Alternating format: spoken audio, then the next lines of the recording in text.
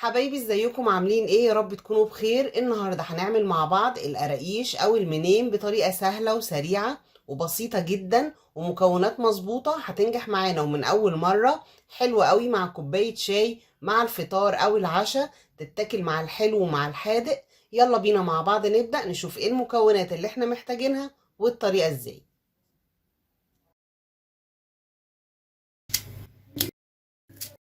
والمكونات اللي احنا محتاجينها: كيلو من الدقيق، الكيلو دقيق 8 كوبايات بكوباية الشاي العادية اللي موجودة في كل بيت. نخلة دقيق كويس قوي. نوع الدقيق ممكن يكون دقيق كحك وبسكوت او دقيق مخبوزات، الاتنين ينفعوا. هضيف على الدقيق 400 جرام من المادة الدهنية. ال 400 جرام كوبايتين بنفس الكوباية اللي عايرت بيها الدقيق، كوباية الشاي العادية. أنا حاطة كوباية من السمنة وكوباية من الزيت، ممكن سمنة بس أو زيت بس براحتك، وممكن كمان نستخدم الزبدة. هخلط الدقيق مع المادة الدهنية كويس قوي، عايزة أغلف الدقيق كله بالمادة الدهنية.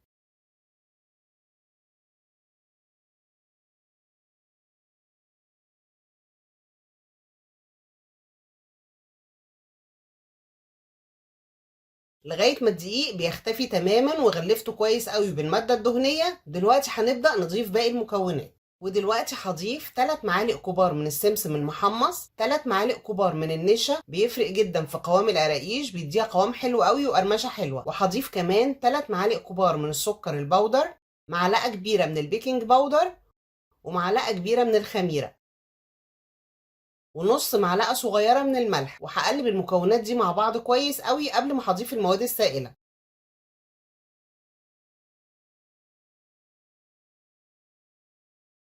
ودلوقتي هضيف المواد السائلة: كوباية من اللبن الحليب الدافي، وهبدأ بنص كوباية من المية الدافية، وهحتاج في الغالب لنص كوباية كمان هضيفها وانا شغالة في العجينة. وبلم العجينة كويس قوي. القراقيش مش من المعجنات اللي بتحتاج عجن كتير.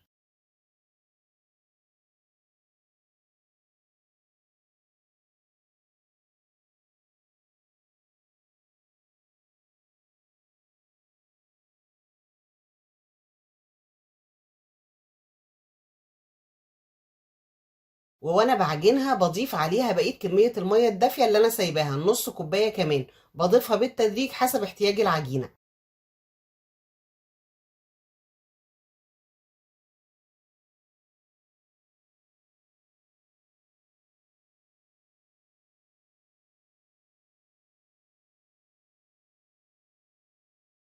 لغاية ما نوصل للقوام الطري الناعم اللي احنا شايفينه ده، وانا ماسكاها في ايديا وبضغط عليها ما فيهاش اي تشققات خالص. وهغطيها بكيس من اكياس التلاجة وبفوطة من فوط المطبخ، وهسيبها ترتاح ربع ساعة ونرجع نكمل وصفتنا.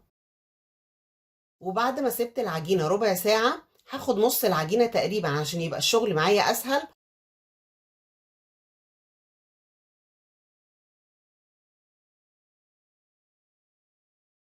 وهفردها على الرخامة على قد ما اقدر بشكل مستطيل لغاية ما اوصل لسمك نص سنتي تقريبا.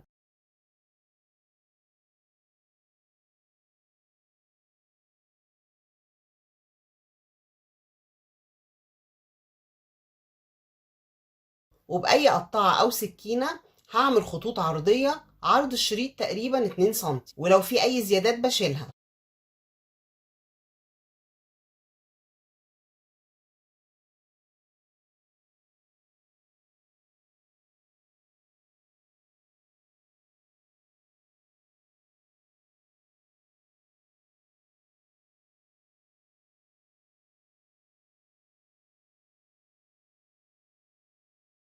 وبعد كده بعمل خطوط طولية، طول الشريط بيبقى من 6 ل 7 سنتي تقريبا، وبشيل الزيادات بلمها مع بعضها وبرجع أفردها وأقطعها تاني.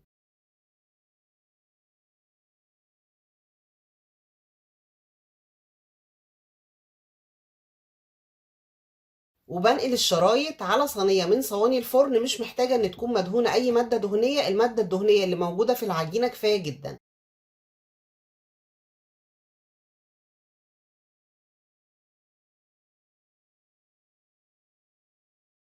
وهكمل الكمية كلها بنفس الطريقة. هفرد العجينة بشكل مستطيل بسمك نص سنتي، هعمل خطوط عرضية،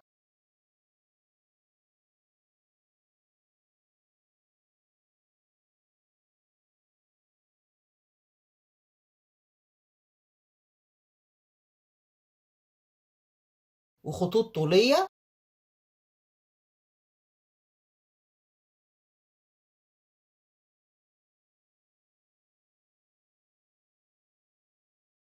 هشيل الزيادات وهنقلها على صينية الفرن.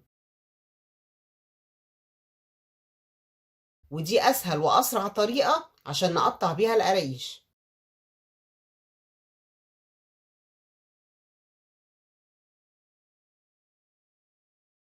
وبعد ما خلصت الكمية كلها هغطيها الأول بكيس من أكياس التلاجة، وبعد كده فوطة المطبخ. ما ينفعش فوطة المطبخ على طول عشان هتمتص المادة الدهنية اللي موجودة في القراقيش وهتغير من قوامها. هسيبها دلوقتي تخمر نص ساعة ونرجع نكمل وصفتنا. وبعد ما القراقيش خمرت معانا نص ساعة كمان، مسخنة الفرن ومشغلاه على درجة حرارة 180. هدخلها الفرن لغاية ما تستوي وتاخد درجة لون حلوة. هتاخد معانا من 35 ل 40 دقيقة تقريبا. دلوقتي هدخلها الفرن ونشوف شكلها ايه مع بعض. وده كده شكل القراقيش وهي في الفرن، ما شاء الله ارتفعت واخدت شكل حلو قوي. هسيبها لغاية ما تاخد لون براحتها خالص. وممكن لو احتجت ان انا اشغل لها الشواية هشغل لها الشواية اخر دقيقة وهتابعها لان بتاخد لون بسرعة.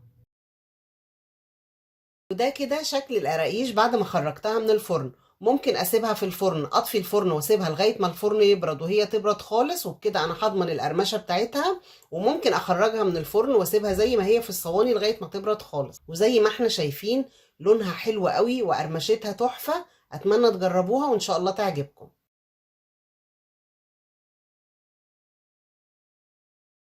ده كده الشكل النهائي للقراقيش بتاعتنا النهارده. ما شاء الله الكميه حلوه جدا، سهله وسريعه، ما خدتش معانا وقت، نقدر نفطر بيها او نتعشى بيها مع كوبايه شاي مع حادق وحلو. اتمنى تجربوها وان شاء الله تعجبكم.